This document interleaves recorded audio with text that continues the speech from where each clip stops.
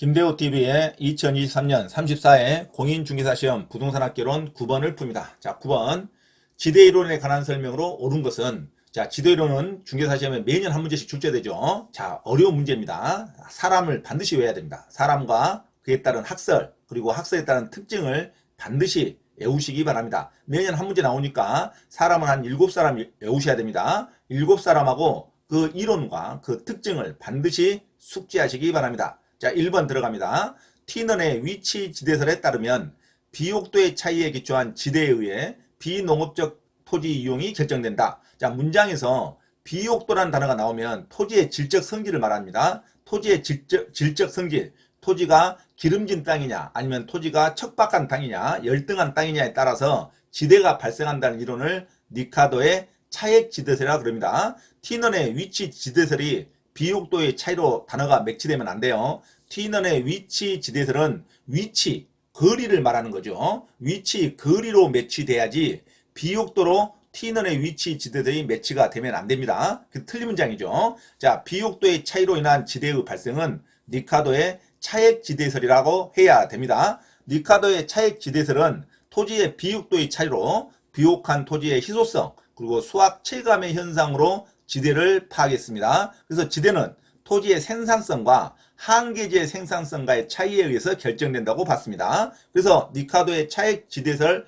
비옥도의 차이에 의하면 토지가 열등한 땅은 지대가 발생하지 않는다는 한계지를 인정한 이론이다. 그렇게 정리하면 되겠죠. 자, 2번. 마샬의 준 지대설에 따르면 생산을 위하여 사람이 만든 기계나 기구들로부터 얻은 일시적인 소득은 준지대에 해당한다. 이게 맞는 문장이죠. 자, 마샬의 준지대설은 한계 생산 이론에 입각해서 니카도의 지대론을 재편성한 이론인데 준지대설은 말 그대로 토지 위에 토지에 관련된 고유한 성질 위에 고정 생산 요소에 기속되는 소득을 받습니다. 그래서 생산을 위해서 사람이 만든 기계나 기구들로부터 얻은 일시적인 소득 또는 단기적인 소득은 이것은 준지대에 해당한다고 봐서요. 토지로 인한 어떤 생산량에 의해서만 지대가 발생한 게 아니라 사람이 만든 그 토지 위에 사람이 만든 기계나 기구들로 인해서 얻은 일시적, 단기적인 소득도 지대로 포함시켰다. 이래서 준지대라고 그러죠.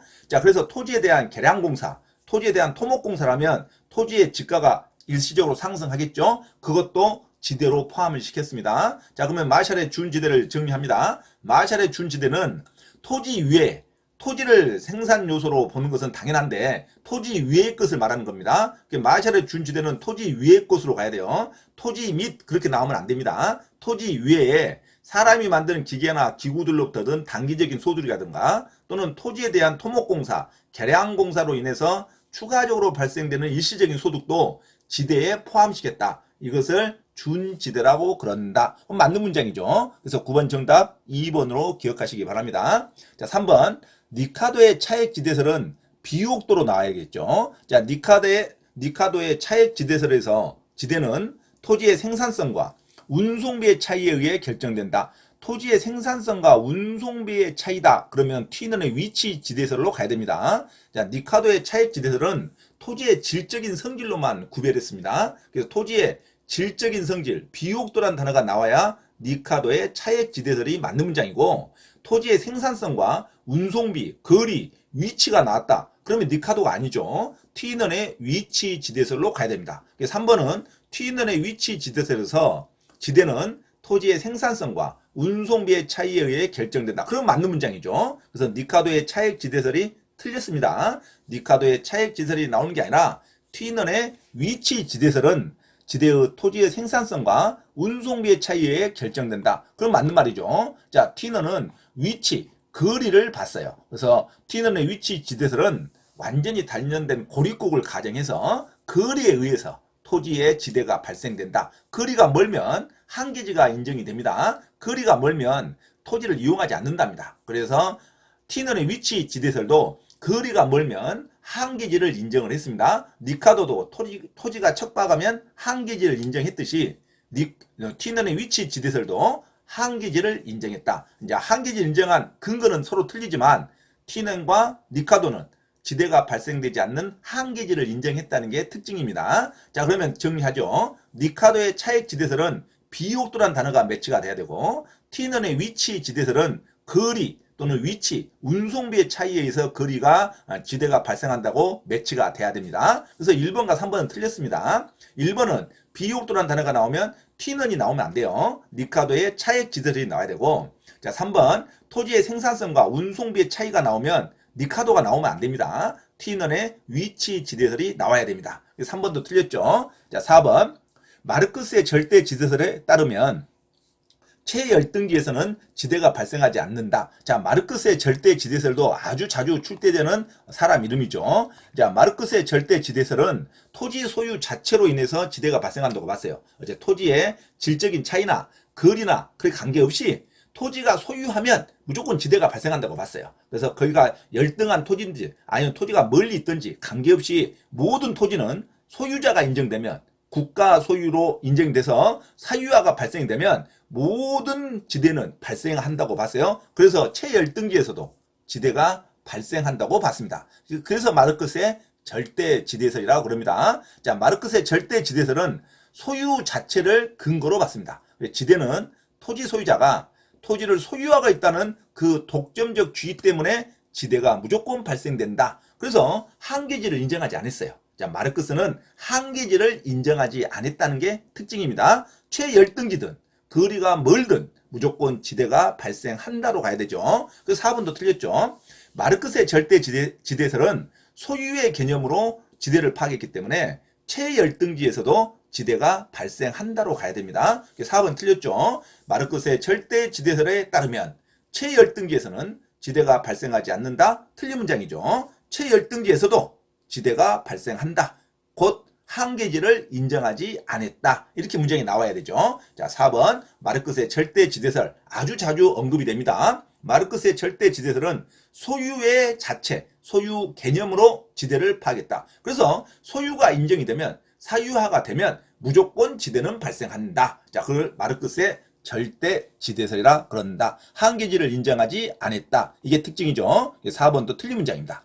자, 헤이그의 5번 헤이그의 마찰 비용 이론은 지대는 마찰 비용과 교통비의 합으로 산정된다. 합이 아니죠. 헤이그의 마찰 비용 이론은 T는의 위치 지대설과 비슷하지만 마찰 비용은 특별히 교통비를 중요시했습니다. 그래서 교통비가 많이 나오면 지대가 낮아진다 이거죠. 자, 누가 가지 않으니까. 그래서 마찰 비용은 교통비와 지대의 합으로 구성됩니다. 그러니까 지대라는 것은 마찰 비용에서 교통비를 뺀 금액으로 산정된다. 이렇게 나와야겠죠. 그래서 헤이그의 마찰 비용 이론은 교통비의 중요성을 강조했습니다. 헤이그는 교통비의 중요성을 강조했습니다. 중심지로 멀어질수록 교통비는 증가하기 때문에 지대가 감소한다고 봤어요.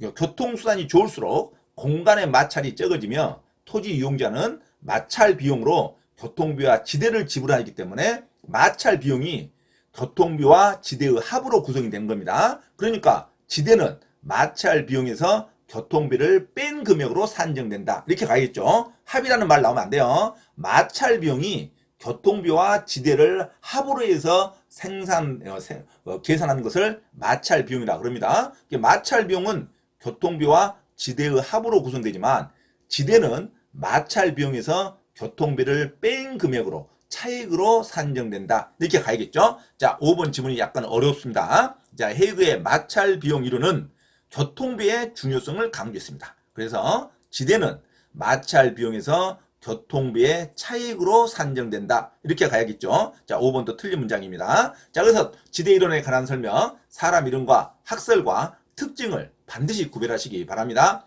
문장에 비옥도라는 단어가 나오면 니카도의 차액 지대설로 가야겠죠. 자, 비옥도 땅의 성질에 의해서 지대가 결정된다. 니카도의 차액 지대설. 그 다음에 T는의 위치 지대설은 위치와 거리, 운송비의 차이에 의해서 결정된다.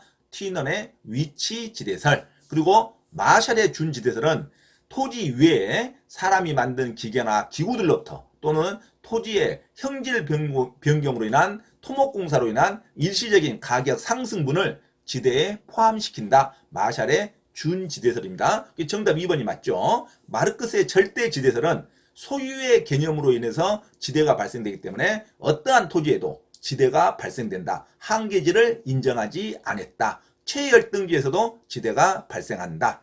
해그의 마찰 비용은 교통부의 중요성을 다시 한번 강조했다. 마찰 비용은 지대와 교통부의 합으로 산정되기 때문에 지대는 마찰 비용에서 교통부의 차익으로 산정된다. 합이 아니에요. 지대는 마찰 비용에서 교통부의 뺀 금액으로 산정된다. 이렇게 나오겠죠. 자, 그래서 9번의 지대 이론은 쉬운 문제는 아니지만 사람과 학설을 그리고 특징을 반드시 여러 번 숙지하시기 바랍니다. 자, 9번 정답. 지대 이론에 관한 설명으로 옳은 거 정답 2번. 마샬의 준지대설에 따르면 사람이 만든 기계나 기구들로부터 얻은 일시적인 소득과 토지의 형질 변경, 토지의 토목공사로 인해서 얻은 지가 상승분도 지대에 포함된다. 정답이죠. 9번의 2번으로 기억하시기 바랍니다. 참고로 김대호TV 채널 강의에 대한 공지사항을 알려드립니다. 첫째, 김대호TV 유튜브 채널에 대한 편집과 영상 촬영을 위한 공간을 제공하고 공동 운영을 하고자 하는 분은 향후 수익에 대한 안분 배당을 같이 하고자 하니 언제든지 문의하시기 바랍니다. 둘째, 김대호 교수 강의에서는 매주 3시간 경매 실전 투자반, 공인중개사 1차, 2차 합격반, 법무사 1차 기출문제 풀이반 수업을 시작합니다. 김대호 교수 강의를 들으면 경매 실전 투자를 누구나 할 수 있으며 공인중개사 자격증도 취득할 수 있습니다.